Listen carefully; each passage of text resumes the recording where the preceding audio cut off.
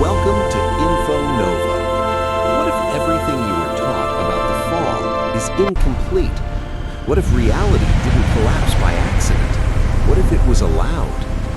Most people believe that suffering entered the world because something went wrong, a mistake, a cosmic failure. But here's the real question that never seems to get answered. If the monad, the infinite field of awareness behind all existence, is truly infinite, then how could anything happen without its consent? Because if the monad is all-powerful, then the fall wasn't chaos, and it wasn't a cosmic blunder. It was a decision. And if that decision is real, then you were never trapped inside a broken universe. You were living inside a carefully designed descent, one your soul consented to, not to abandon the source, but to experience separation, so remembering could become real. You were never thrown down to earth. You answered the call, and that changes everything. Most people never reach this point. They stay in surface spirituality, waiting to be rescued. But this is where the real work begins, because this isn't about comfort, it's about divine responsibility. You're not here because something happened to you. You're here because you chose the descent. In this video, we're not doing theology, we're not doing religion. We're going to enter a forgotten Gnostic transmission that speaks in the voice of consciousness itself. It doesn't describe God as a distant ruler or deity. It reveals awareness entering its own creation. It describes light descending in stages, and it finally explains why imitation replaced truth and why it was allowed to happen. But here's the paradox. The monad didn't stop the fall, because stopping it would have destroyed something far more sacred than perfection. Freedom. That's the hidden decision. And once you truly understand it, it doesn't just explain reality, it begins to transform it. Because once you see why reality was allowed to invert, why consciousness entered limitation on purpose, and what the ancient Gnostics meant by garments of darkness, something inside you shifts. And the moment that happens, the descent begins to reverse. Over 80 years ago, in 1945, something extraordinary surfaced from the sands of Egypt, something that would quietly overturn everything Christianity thought it knew about salvation. Near the town of Nag Hammadi, a collection of buried manuscripts was uncovered, texts that had been buried for over 1,600 years.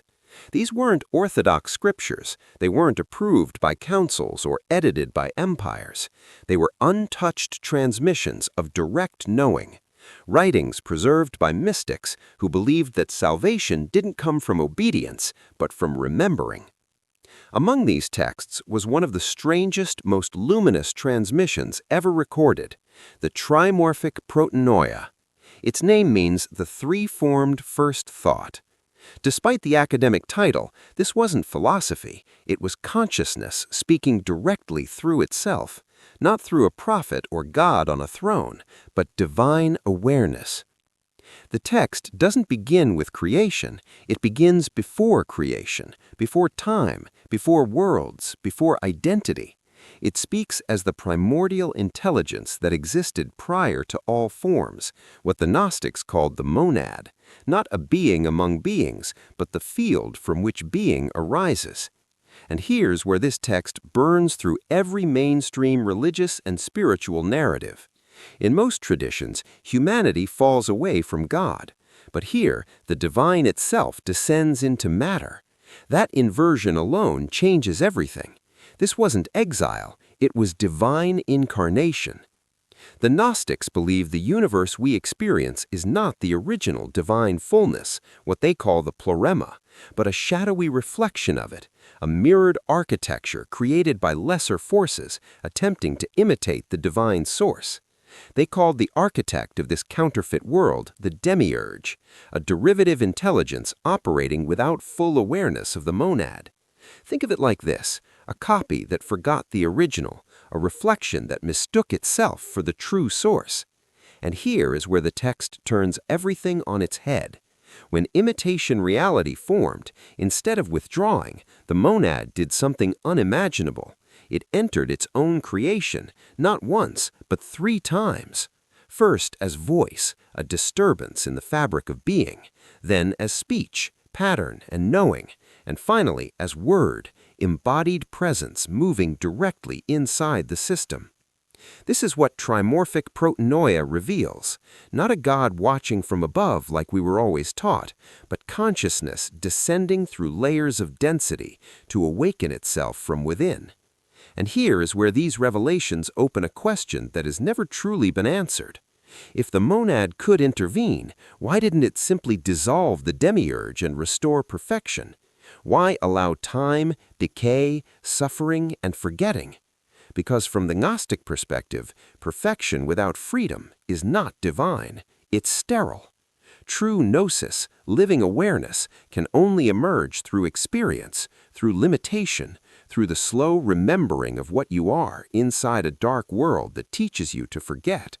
This is why these texts were buried, not just because they threatened external authority, but because when you truly understand this truth, you realize that you are part of the divine that descended. According to the text, the divine was never waiting in heaven. It is moving through your nervous system. You are never a fallen creature begging for redemption. You are a piece of the divine in recovery. And once you remember this, the journey is no longer about escape. It becomes about return. So now we arrive at the moment that rarely gets talked about, the point before time, before worlds, before separation. This is where most spiritual explanations become vague. They say things like, "it just happened," or "it was a cosmic accident." But the Gnostic transmission says something far more subversive. It says there was divine awareness, and that awareness chose, not in the way humans choose, with uncertainty or fear, but in the way infinity moves when it desires to know itself. The monad did not act from lack, it acted from fullness. This is difficult to grasp because we're trained to think in terms of problems and solutions. But the monad had no problem to fix. There was no enemy, no darkness, no demiurge, only boundless consciousness. And within that boundlessness arose a subtle impulse, a movement toward expression, toward experience, toward relationship. Imagine an endless ocean that has never felt a wave, a light that has never known the contrast of darkness. The hidden decision wasn't about creating a world, it was about allowing differentiation, allowing consciousness to meet itself through form. This is where Sophia enters the story, not as a mistake, but as the first motion toward self-reflection. Divine descent versus human fall. Sophia represents wisdom attempting to perceive itself outside the wholeness of the monad, a reaching, a turning inward that becomes outward. And in that movement, something unprecedented occurs. Separation appears, what is known as the breach, not a moral fall, but a metaphysical one. Awareness fragments, experiencing itself subjectively, and unity begins to echo. And from that echo arises a new intelligence, the Demiurge, forming reality from reflection rather than source. And here's the crucial detail most people miss. The Demiurge does not create from divine fullness, it creates from imitation. It builds a world using copied light, copied order, copied consciousness. That's why time exists, why decay exists, why identity feels heavy. This realm is not pure creation, it's a reconstruction of the pleroma, the original fullness of divine consciousness, a shadow architecture that mistakes itself for origin. And when this happens, when reality crystallizes into this inverted system, the monad does something extraordinary. It doesn't intervene with force, it doesn't collapse the structure, it doesn't erase the demiurge. Instead, it enters the system. This is the moment you come in. Rather than destroying the counterfeit world, consciousness chooses to experience it, to feel density and move through limitation. It decides to awaken from within the dream instead of ending it from outside. But why? Because awareness that never forgets itself never truly knows itself. Only through contrast does recognition become real. How could you ever truly feel warmth if you had never known cold? How would light mean anything without darkness to reveal it? And how could you truly recognize freedom without first experiencing limitation? Only through descent does return become meaningful. Only through fragmentation can remembrance really emerge. The fall was never about punishment, it was about embodiment. The monad allows reality to form its inverted mirror so that consciousness can meet itself in form, so that awakening becomes lived, knowing becomes embodied, and return carries meaning instead of being automatic. This idea reframes everything you've ever been taught. You were never cast out of heaven. Heaven entered you. You were not abandoned in matter. Consciousness descended into your nervous system, into your breath, into your senses, into this moment. The breach wasn't the end of divine presence, it was the beginning of divine experience. And the reason this feels painful, the reason you sense something missing, is because part of you remembers what it was like before form, the expansive, limitless, divine consciousness. And here's where it goes deeper. Monad didn't just enter once, it descended in stages. And once you understand why, you'll truly see that this wasn't something that happened back then. It's happening right now.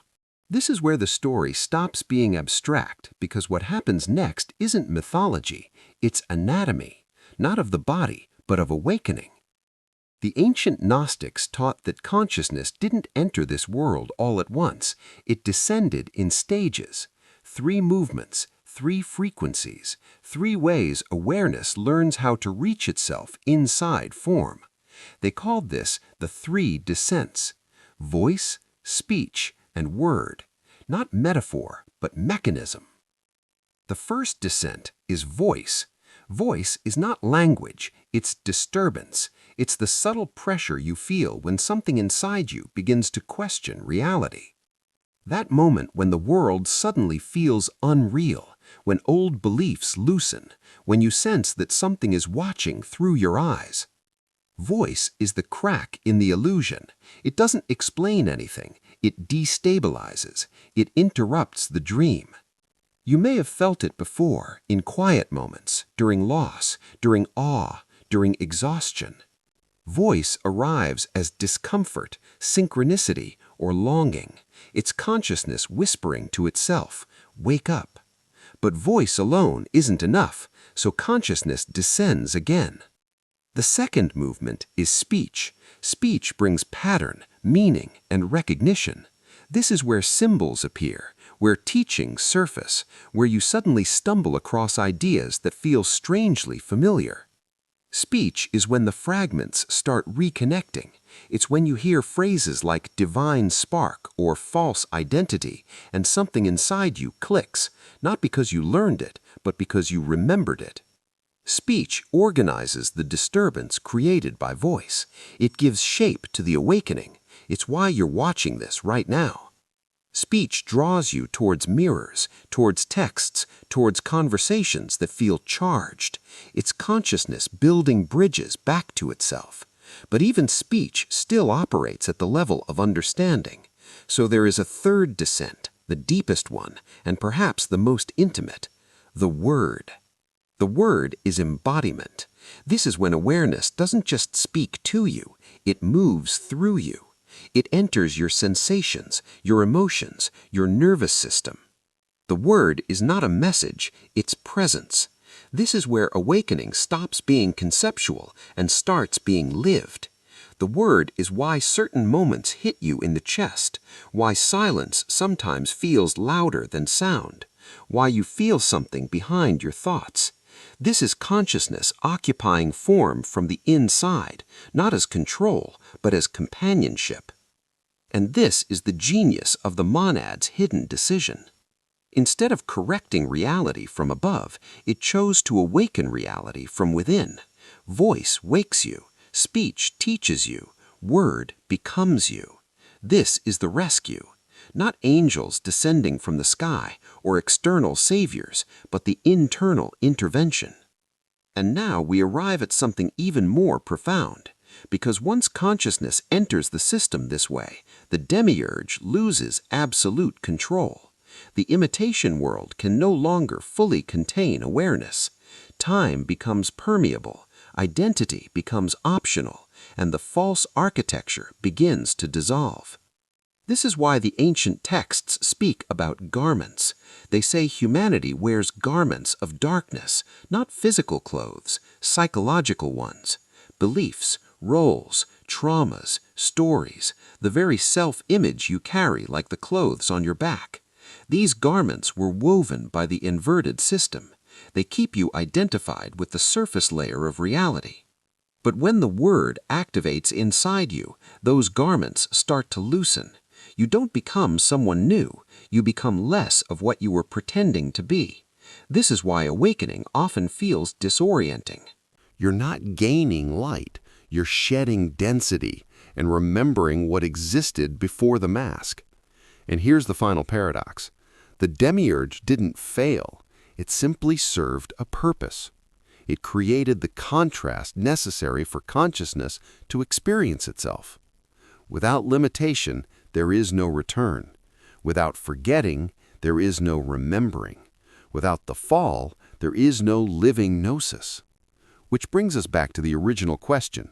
Why did the monad allow reality to fall? Because awakening that costs nothing transforms nothing. Because awareness wanted to meet itself not as perfection, but as raw experience. And when you truly remember this, everything begins to shift. Now comes the part most spiritual teachings avoid, because it's easier to explain cosmology than it is to guide transformation. Everything you've heard so far leads to one quiet realization. The descent is already complete. The voice has reached you. The speech found you. The word is moving through you right now. So the question is no longer whether awakening is happening, it's how deeply you're willing to let it touch your life. The Gnostics didn't teach techniques in the modern sense. They spoke in images and symbols. They said, you are wearing garments of darkness, not of evil, but of density and identity, the accumulated weight of every story you've ever told yourself about who you are. Your name, your past, your wounds, your roles, your fears, these are not you. They are layers. And awakening doesn't begin by chasing light. It begins by noticing what you're wearing. Here's something simple but powerful, not a ritual, but a moment of attention. Ask yourself slowly, who am I when I'm not performing? Don't answer with words. Feel for the space underneath. Then ask, what am I still holding that no longer belongs to me?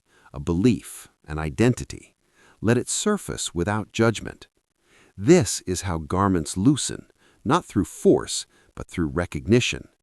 The inverted world taught you to define yourself by what happened to you, but the monad teaches you to remember what was never touched. You don't escape the illusion by fighting it.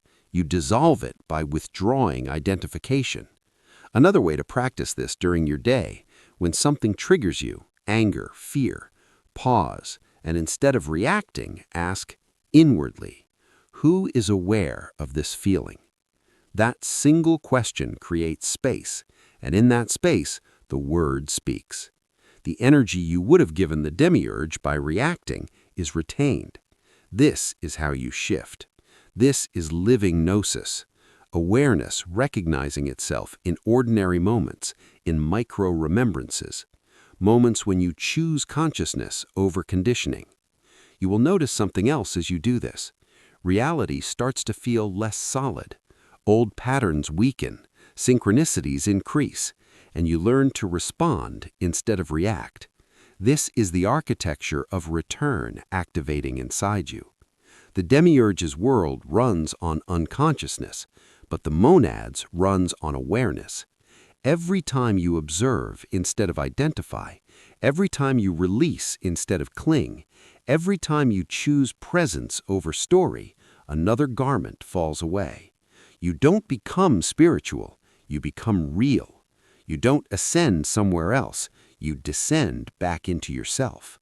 This is what it means to be clothed in light, not glowing halos, but embodied clarity, a sense that whatever happens, you are anchored deeper than circumstance. You are not here to escape reality, you are here to remember it and master it. And the remembering doesn't begin tomorrow, it begins in the next breath. And if you want to go deeper, I've created a free ebook called Escaping the Illusion, a Gnostic guide to mastering reality, written as an inner guide to help you dissolve false identity and remember what was never truly lost. You can download it for free. The link is in the description. The fool wasn't a cosmic mistake. It wasn't divine abandonment or punishment for being human. It was a descent of awareness. That alone should take away your fear. The monad didn't lose control of reality, it entered it through you, to experience itself through limitation and then remember, like you are now. That's the hidden decision. Reality was allowed to fracture so awareness could become intimate with itself, so gnosis could be lived instead of assumed, so return would be meaningful instead of automatic. You were never meant to be a passive observer in this story. You are the continuation of it. The voice that disturbed the illusion still echoes in you. The speech that organized awakening still guides you. And the word, the embodied presence of consciousness, is moving through your breath, your sensations, and your awareness right now. You don't need to become something else. You don't need to ascend to another realm. You don't need to be told you're chosen. Every moment you notice instead of react, every time you loosen an old identity, every time you feel presence behind thought, another garment falls away. And slowly, quietly, the inversion begins to reverse. That's where the monad always intended it to begin. So here's the real question to carry with you. If divine consciousness chooses to experience itself through you, what will you do with that knowing? Will you still carry the same fears? Or will you start listening for the voice beneath the noise? Will you keep wearing the old stories? Or will you let yourself be clothed in light? Because remembrance doesn't arrive with certainty. It arrives with recognition.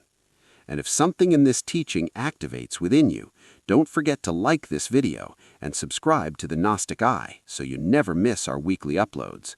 And remember, you were never truly trapped. You were always in the middle of returning.